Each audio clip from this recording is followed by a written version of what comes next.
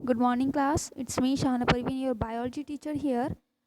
To continue chapter natural resources. In the previous classes, I have told you about the biosphere, lithosphere, hydrosphere, and atmosphere. Today, I am going to tell you about the topic the breath of life, air. As you know that air is a mixture of many gases. Air जो होता है वो बहुत सारी gases का mixture होता है, like nitrogen, oxygen, carbon dioxide, and water vapor. On Venus and Mars, there is no life because carbon dioxide constitutes 95 to 97% of the atmosphere, and carbon dioxide is produced in the atmosphere by following activities. किस तरीके से ये कुछ activities है जिनके through carbon dioxide जो है atmosphere में प्रोड्यूस होती है। एक चीज़ आपको बताना चाहती हूँ मैं, वीनस और मार्स पर लाइफ क्यों नहीं है, क्योंकि वहाँ पर कार्बन डाइऑक्साइड की क्वांटिटी कितनी है, कॉन्स्टिट्यूट 95 टू 97%। वहाँ का जो एटमॉस्फेयर है उसमें कार्बन डाइऑक्साइड प्रेजेंट है, और कार्बन डाइऑक्साइड क्या करती है, जो हीट होती है, सनलाइट की जो हीट होती है उसे ट्रैप करती है, और हीट को ज़्यादा ट्रैप करेगी तो वहाँ का टेम्परेचर बहुत ज़्यादा हाई होगा, और हाई टेम्परेचर होने की वजह से वहाँ पर लाइफ एग्जिस्ट नहीं करती है। अब कुछ रीजंस है जिनकी वजह से एटमॉस्फेयर में कार्बन डाइऑक्साइड प्रोड्यूस होती है, जैसे breaking down of glucose in presence of oxygen by organism. जो हम करते हैं रेस्पिरेशन में हम क्या करते हैं, ब्रेक डाउन करते हैं ग्लूकोज का ऑक्सीजन की प्रेजेंस में, तो जिसमें कार्बन डाइऑक्साइड रिलीज होती है। एंड कंबशन ऑफ फ्यूल जब कंबस्ट होते हैं उस कंडीशन में भी, बर्निंग ऑफ फ्यूल जो होता है उस कंडीशन में भी कार्बन डाइऑक्साइड या कार्बन मोनोऑक्साइड ये रिलीज होती है। अब ये कार्बन जो है एटमॉस्फेयर में कलेक्ट हो जाएगा, जिसकी वजह से वहाँ पर क्वांटिटी बढ़ेगी और हीट भी बढ़ेगा, जिसे हम कहते हैं कि ग्लोबल वार्मिंग का जो मेन रीज़न है वो है कार्बन डाइऑक्साइड का deposition. Carbon dioxide is fixed in two ways. किस तरीके से इसे फिक्स किया जा सकता है कार्बन डाइऑक्साइड को, ग्रीन प्लांट क्या करते हैं, कन्वर्ट कर देते हैं कार्बन डाइऑक्साइड को into glucose by the process of photosynthesis. What is photosynthesis? As you all know students, photosynthesis is the process of in which plants make their own food in the presence of sunlight and chlorophyll. Yes, सो इस process में carbon dioxide use होती है और oxygen release होती है, तो carbon dioxide C वहाँ fix होती है। देन मरीन एनिमल्स जो होते हैं, वाटर में रहने वाले एनिमल जो होते हैं, वो कार्बोनेट्स जो डिजॉल्व होती हैं सी वाटर में, वो अपनी शेल्स को बनाने में उसका यूज़ करते हैं, तो वहाँ पर कार्बन डाइऑक्साइड फिक्स हो जाती है। अदरवाइज कार्बन डाइऑक्साइड कहीं पर भी यूज़ नहीं होती है। Small amount of water vapour, dust, salt, smoke ये भी पाए जाते हैं। कहाँ पाए जाते हैं ये सब? हवा उसमें ही पाए जाते हैं हमारी एटमॉस्फेयर में। Movement of air up to height of 100 kilometres occurs largely and is responsible for mixing up and making the atmosphere homogeneous. इसकी वजह से जो हमारा एटमॉस्फेयर है वो होमोजीनस हो जाता है। अगर एयर में मूवमेंट ना हो तो हमारा जो होगा एटमॉस्फेयर वो होमोजीनस नहीं होगा। पर्टिकुलर क्लाइमेटिक जो कंडीशन होती हैं, yes, particular climatic condition of water cycle जो होती है वो भी is an area is controlled by general circulation of air. अगर एयर सर्कुलेशन ना हो तो वाटर साइकिल भी कंट्रोल नहीं होगी। ट्रोपोस्फेयर जो है peculiar in the sense that it contains much of air. सबसे ज़्यादा एयर कहाँ पाई जाती है? ट्रोपोस्फेयर में पाई जाती है। एटमॉस्फेयर हमें क्या प्रोवाइड करता है? Oxygen, carbon dioxide and nitrogen to living beings. And another thing is that ozone layer is in the stratosphere में जो ओजोन लेयर होती है, ozone is produce in the stratosphere by the action of high energy UV radiation.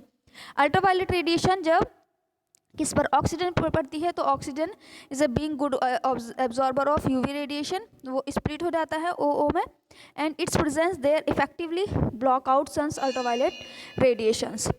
Next है the stratospheric ozone layer thus plays an important role for life on Earth. It has been estimated that 1% drop in ozone level in the stratosphere could cause 10,000 more cases of skin cancer a year in USA alone. अगर हम USA अकेले USA को ही देखें तो वहाँ पर 10,000 से ज़्यादा केसेस हमें स्किन कैंसर के मिल जाएंगे अगर ओजोन लेयर डिप्लेट हो जाएगी, अगर उसका 1% भी ड्रॉप होगा ओजोन लेवल में।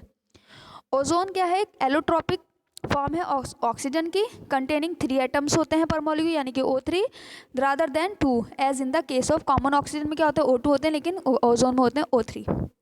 तो ये ऑक्सीजन के ही फॉर्म होती है जो ओजोन होती है। There are several gases, chemicals और nitrogen oxide, methane which can destroy oxygen. ये सब भी ऑक्सीजन को डेस्ट्रॉय करते हैं। Both these gases are produce in plenty by natural processes. Lightning, volcanic eruption होता है, लाइटनिंग होती है, release enormous quantities of nitrogen oxide, बहुत ज़्यादा क्वांटिटी में नाइट्रोजन ऑक्साइड रिलीज होता है वॉल्केनिक इरेप्शन से और लाइटनिंग से। और ozone has highest concentration 25 kilometres over earth surface, however it's never more than 1 millionth of main atmosphere. So role of air क्या है, हम आप यहाँ पे कुछ इंपॉर्टेंस पढ़ेंगे एयर की, कि role of air, air functions as a medium for locomotion of insects, birds etcetera. अगर एयर ना हो तो लोकोमोशन नहीं होगा, इंसेक्ट्स और बर्ड्स एक जगह से दूसरी जगह लोकोमोट नहीं करेंगे, मीन्स मूव नहीं करेंगे। ओजोन लेयर जो है एटमॉस्फेयर की, वो प्रोटेक्ट करती है लिविंग ऑर्गेनिज्म को from harmful radiation of the sun से। Air is the source of oxygen, carbon dioxide and nitrogen required for various metabolic activities of living beings. Oxygen भी ज़रूरी है, कार्बन डाइऑक्साइड भी ज़रूरी है, और नाइट्रोजन फिक्सेशन बैक्टीरिया पाए जाते हैं, उनके लिए ये नाइट्रोजन ज़रूरी होती है। It helps in dispersal of spores, pollen seeds etcetera. जो पॉलिनेशन आप पढ़ते हैं, the transfer of pollen gains from anther to stigma is called pollination. तो जो डिस्पर्सल होता है, मतलब स्पोर्स का एक जगह से दूसरी जगह जाना, ये भी एयर की हेल्प से होता है। एयर मेंटेन करके रखती है temperature on earth required for life. अगर एयर ना हो तो टेम्परेचर भी मेंटेन नहीं होगा। एयर ट्रांसमिट करती है साउंड फॉर कम्युनिकेशन। अगर आप मेरी आवाज़ सुन सकते हैं तो जस्ट बिकॉज ऑफ एयर। अगर एयर ना हो, किसी हम वैक्यूम की, अगर हम किसी ऐसे रूम में बंद हो जाए जो बिल्कुल वैक्यूम हो, जिसके अंदर बिल्कुल भी एयर ना हो, तो वहाँ से हमारी आवाज़ बाहर नहीं आ सकती, just because there is no air. Burning of fire, आग का जलना, ये भी just because of happen presence of oxygen. अगर ऑक्सीजन ना हो तो बर्निंग ऑफ फायर भी नहीं होगा। Specific climatic condition and water cycle is maintain due to circulation of air. Water cycle मैंने आपको पहले ही बताया है, सर्कुलेशन ऑफ एयर की वजह से ही होता है। जो यूकैरियोटिक सेल्स होती हैं और मैनी प्रोकैरियोटिक सेल्स होती हैं, उन्हें ऑक्सीजन की रिक्वायरमेंट होती है for the breakdown of glucose to get energy during the process of respiration. तो दिस रिलीज, ये जो है रेस्पिरेशन, इसमें क्या कार्बन डाइऑक्साइड रिलीज होती है।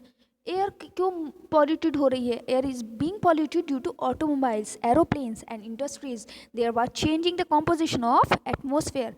This is a threat to environment, climate and ultimately to living beings. Living beings के लिए एक खतरे की घंटी है कि हमारा जो एनवायरमेंट है, अल्टीमेटली लिविंग बींग्स के लिए वो चेंज होता हो रहा है just because of pollution. Industrial growth has polluted the air by releasing sulfur dioxide, carbon dioxide and oxides of nitrogen, hydrogen, H2S, fumes of acids, dust particles of unburned carbon, lead and even cement। ये सब चीज़ें जो हैं हमारे air को polluted करती है। Carbon dioxide सिर्फ 2 वेज में फिक्स हो सकती है, वो मैं आपको बता चुकी हूँ। नेक्स्ट है हमारा the role of atmosphere in climate control. Climate control में एटमॉस्फेयर का क्या रोल है? इसमें है हमारा climate is average weather of an area. Climate क्या है? किसी भी जगह का एवरेज वेदर जो होता है ना किसी भी एरिया का, उसे हम क्लाइमेट कहते हैं। ठीक है, यहाँ दिया हुआ देखिए, atmosphere keeps the average temperature of the earth steady during the day and whole year. Atmosphere तो करके रखता है टेम्परेचर को मेंटेन। एटमॉस्फेयर प्रिवेंट करता है sudden increase in temperature during day time and fall of temperature during night. Night में temperature जैसे down होता है उसको मेंटेन करता है, दिन में जैसे अप होता है टेम्परेचर उसको मेंटेन करके रखता है एटमॉस्फेयर। ठीक, moon has no atmosphere, its temperature ranges from 190 degree Celsius to 110 degree Celsius, इतना होता है, इसीलिए वहाँ पर लाइफ पॉसिबल नहीं है। टेम्परेचर होता क्या है? Temperature is the degree of hotness और coldness of an area. Atmosphere keeps average temperature of earth fairly steady during the course of whole year and it maintains the temperature on earth required for life. As you all know that air is a bad conductor of heat, it checks the sudden enhancement of temperature during day and during night it reduces the release of heat into outer space. And the movement of air, wind, ये जो है next है हमारा। The movement of air in, क्या कहते हैं, जो चलती हवा होती है हम उसे विंड कहते हैं। Air in motion is called wind and speed of movement of air is determined by. अब हम एयर का जो स्पीड है उसको कैसे डिटरमाइन करेंगे कि heating of air and formation of water vapour, उससे हम पता करते हैं कि speed of movement of air कितना है। Atmosphere can be heated from below bye radiation. Radiation से कम पे भी एटमॉस्फेयर जो है वो हमारा हीटेड हो सकता है। सच रेडिएशन आज रिफ्लेक्टेड बैक, इस तरह की जो रेडिएशन है वो रिफ्लेक्टेड बैक हो जाती है। Convection current appear in air on being heated, जब हवाएं गर्म हो जाती है तो कन्वेक्शन करंट जो है वो मिलता है। When the air gets hot due to radiations emitted from land and water, land और वाटर की वजह से जो रेडिएशंस एमिटेड हो रही है, इट राइजेज ठीक है, इसकी वजह से क्या होता है, टेम्परेचर राइज हो जाता है। Air over land get heated speedily as compare to air above water bodies, because land gets heat faster, means जो लैंड होती है वो जल्दी ठंडी जल्दी गर्म हो जाती है, और वाटर बॉडीज जल्दी देर से ठंडी और देर से ही गर्म होती हैं। तो यहाँ पर हवाएं मूव करती हैं, जिसे wind occurs because of horizontal and vertical differences in atmospheric pressure. क्या फैक्टर्स है जो कंट्रोल करते हैं मूवमेंट ऑफ एयर को? In different regions of the earth due to unequal heating of air. Unequal heating होती है एयर की, ऐसा तो नहीं कि पूरी हमारी जो अर्थ है एक साथ इक्वली हीटेड हो जाती है, नहीं, अनइक्वली हीटेड होती है। एटमॉस्फेरिक डाइवर्सिटी पाई जाती है, रोटेशन ऑफ अर्थ होता है, ठीक है। In the path of wind mountain ranges में कम अक्रॉस, माउंटेन्स भी आ जाते हैं पाथ ऑफ विंड में। The general pattern of wind over earth is known as general circulation, and specific winds are named for the direction from which they originate. Wind blowing from west to east is called westerly, and wind speed are often classified according to Beaufort scale.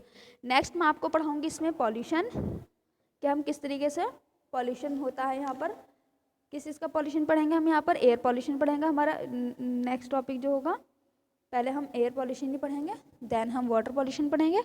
आज के लिए इतना ही। आपकी कोई query है तो आप call करके मुझसे पूछ सकते हैं।